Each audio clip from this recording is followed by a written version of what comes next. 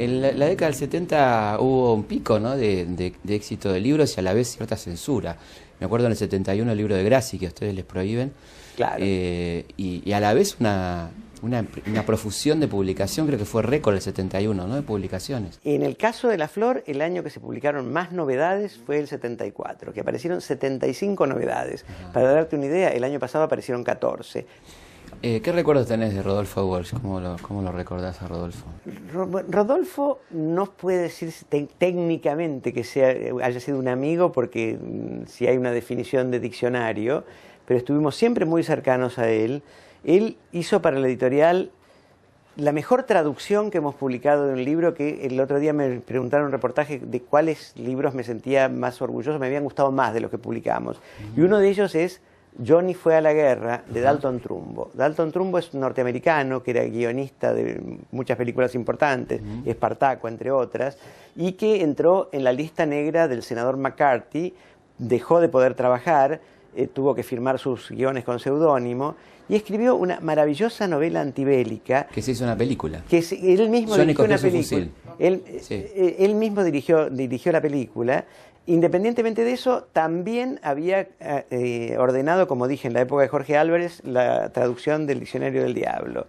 Y en algún momento Rodolfo nos propone editar Operación Masacre. Por supuesto, es muy bienvenido, y el contrato de Operación Masacre tiene una cláusula que no tiene ninguno. Es decir, yo te voy a agregar, a eso el episodio que yo estoy viendo en este momento después de 30 años, 30 y tantos años. Estamos sentados enfrente y me dice: te voy a pedir un favor, Cookie, con este libro. Estamos hablando de Operación Masacre. Afila el lápiz. Quiero que le pongas el precio más bajo posible, porque mi intención es que llegue a la mayor cantidad de gente. Fue una promesa de ese momento que la cumplí al pie de la letra, al punto que para complacerlo pusimos en el contrato el precio del libro. 10 pesos. Vamos a ver qué 10 pesos. Que no es habitual. No sé en este momento, claro, esos 10 pesos qué serían, porque cuando uno ve el paso de los precios de los libros, hay millones, hay 2 pesos, no sé qué sería en ese momento, pero sí te puedo decir que el recuerdo es que se lo prometí, lo cumplí en ese momento, y hasta el día de hoy lo estoy viendo cada vez que tengo que modificar los precios, claro, lo estoy viendo diciéndome eso y lo sigo cumpliendo. Claro, un acto de militancia, evidentemente. Exactamente. ¿No? Ese libro era un acto de militancia, bueno, lo dice en el prólogo, ¿no? Después publicamos... Se lo podía permitir por la relación que tenía con nosotros, la relación con los autores en ese momento era otro tipo de cosa. Los autores eran semi-amigos, se producían tertulias literarias, hablabas... ahora es un acto administrativo. Quería que recordemos un poquito esa bohemia, ¿no? Que ustedes tuvieron la suerte envidiable para muchos de poder participar en esa Argentina, en ese Buenos Aires de los 60, ¿no? ¿Cómo era esa vida? Sí, había un recorrido, ¿no? Talcahuano, Corrientes... Exactamente. Claro. Es decir, ¿cuáles eran los bares emblemáticos, no? La Cabaña Santa Rita, al lado de Jorge Álvarez. ¿Dónde estaba esto, la Cabaña Santa Rita? En Talcahuano, entre Lavalle y Corrientes. Por supuesto, La Paz, La Paz, el Politeama, el Ramos, pero había divisiones geográficas. Claro. Los que frecuentaban uno no frecuentaban el otro, o sea que... ¿Quiénes eran los del Ramos y quiénes eran los de La Paz? Los del Ramos seguro, David Viñas, con el cual nos pasó una cosa muy curiosa.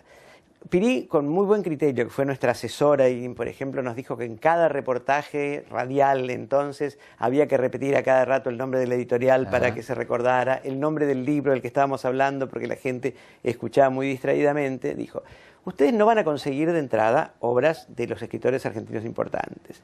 Pero entonces sugirió el que fue el segundo libro de la editorial, que fue el libro de los autores, donde dijo: todos los autores son muy vanidosos. Pídanle a Borges, a Sábato, a Mujica Lainez, a Abelardo Castillo, que entonces apuntaba como Carabajo de Oro, ¿no? Exactamente. Que elijan su cuento favorito en la literatura universal y le escriban un prólogo. Nadie va a decir que no. Y nadie dijo que no. Así fue. Y así tenemos un contrato firmado por Borges, uno por Sábato, uno por Mujica Lainez. Borges cobró 100 pesos, vaya a saber qué sería en 1967 por el prólogo y el cuento que eligió para el libro de los autores, que así se llamó ese libro. ¿Qué libro, qué cuento eligió, te acordás? Él eligió Wakefield de Hawthorne y Sábato eligió Bartleby de Melville. Ajá. Muchos años después, en el exilio en Caracas, Borges fue invitado para recibir un doctorado honoris causa y lo llevaron a presenciar, a oír, porque no veía un espectáculo que se llamaba Los Toros Coleados, que salían unos jinetes, corrían un toro y lo agarraban por la cola, los desmontaban, una cosa bastante brutal, pero muy típica del campo venezolano. Y fue a firmar libros a una librería en un centro comercial que estaba en la esquina de casa, un sábado en la mañana. Fui a saludarlo, él obviamente visualmente no me conocía. Claro. Le recuerdo, Borges, mire, soy fulano, el dueño de una editorial que hace unos cuantos años le pidió a usted que eligiera un cuento. Ah, sí, dice. ¿Y yo cuál elegí? Y le dije. ¿Y Sábato cuál eligió? Y le dije. Y se calló un poco y dijo, el mío era mejor. Lógicamente. Claro, por supuesto. Y faltaba decir quién estaba en La Paz, ¿no? Bueno, obviamente Abelardo Castillo, Vicente Batista, todo, en general Liliana Hecker, más jóvenes y de la tribu de lo que era primero el grillo de papel, después el escarabajo de oro y finalmente el ornitorrinco, porque fue un animal muy cambiante esa revista. Claro, completamente. Pero te decía que también contratamos en la primera época libros no recientes de autores consagrados. Publicamos una novelita de juventud de Bernardo Berbisky, el padre de Horacio, claro, que se llamaba Vacaciones, que era simpática, y publicamos Los Años Despiadados, que era una novela de Viñas de la década del 50, y esto era en 1967. Cometimos un error como editores que luego no cometimos más. Le dimos a revisar a David, las pruebas, y entonces las devolvió todas corregidas. Hubo que tripear otro el libro de nuevo. Claro. ¿Y sabes había pasado unos cuantos años. Claro. Agregó las malas palabras. Ajá. No se acostumbraba en una novela en la década del 50 que tuviera explícitas las palabras que luego se convirtieron en normales y que ahora tiene la televisión hoy a cada rato. Hoy es imprescindible, prácticamente. Claro. Bueno, entonces esas pruebas van a estar en la exposición que se organiza ahora conmemorando los 40 años de la editorial como una prueba del paso de las costumbres, ¿no?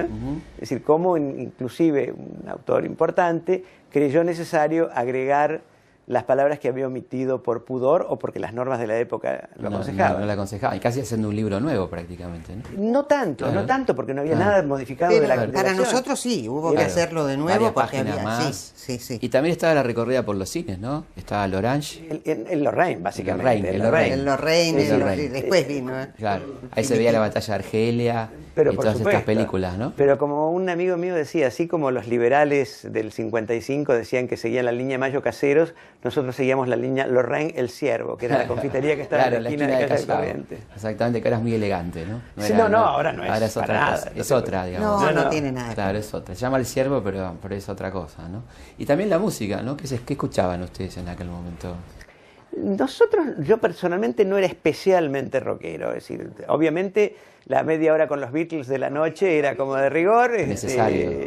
Casi filosóficamente necesario, claro. Pero más jazz, Miles Davis, de Brubeck.